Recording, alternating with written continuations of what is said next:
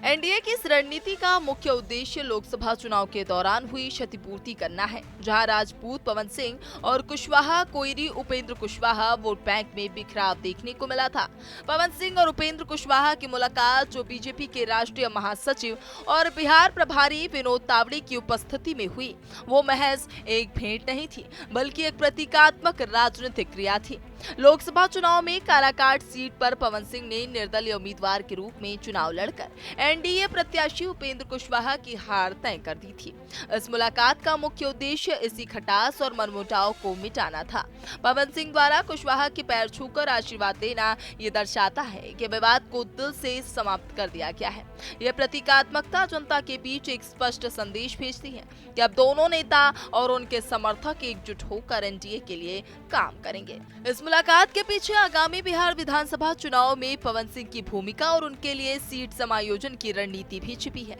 राजनीतिक गलियारों में ये चर्चा है कि पवन सिंह को उनके गृह जिले आरा से एनडीए उम्मीदवार के रूप में चुनाव लड़ाया जा सकता है। चूंकि पवन सिंह एक राजपूत नेता हैं और उनकी संभावित सीट कुशवाहा के प्रभाव वाले क्षेत्र से जुड़ी हो सकती है, इसलिए उनकी कुशवाहा से मुलाकात ये सुनिश्चित करने के लिए महत्वपूर्ण थी कि आरएलएम को इस सीट समायोजन से कोई आपत्ति ना हो और वो एनडीए की जीत पे बाधा ना बने। बीजेपी इस बार बिहार में वरिष्ठ नेताओं को विधानसभा चुनाव में उतारने की मध्य प्रदेश मॉडल जैसी रणनीति पर काम कर सकती है। पवन सिंह जैसे लोकप्रिय चेहरे को चुनावी मैदान में उतारना भी इसी व्यापक रणनीति का हिस्सा है। बिहार की राजनीति में नया समीकरण बनता दिख रहा है। भोजपुरी स्टार पवन सिंह की भारतीय जनता पार्टी में वापसी और इसके तुरंत बाद उपेंद्र कुशवाहा से उनकी मुलाकात ने सियासी हलचल तेज कर दी है। इसे बीजेपी का बड़ा मास्टर स्ट्रोक माना जा रहा है, क्योंकि यह सिर्फ व्यक्तिगत सुलह नहीं, बल्कि जातीय और चुनावी समीकरणों को साधने की रणनीति है।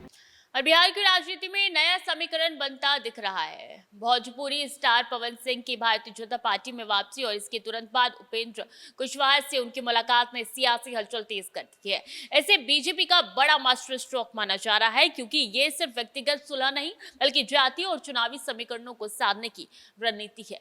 शाहबाद और मगध जैसे अहम क्षेत्रों में ये गठजोड़ एनडीए को नया बल देगा और विपक्ष के लिए बड़ी चुनौती बन सकता है। कैमरा पर्सन प्रिंस के साथ मैं स्वीटी दीक्षित, टीवी 100।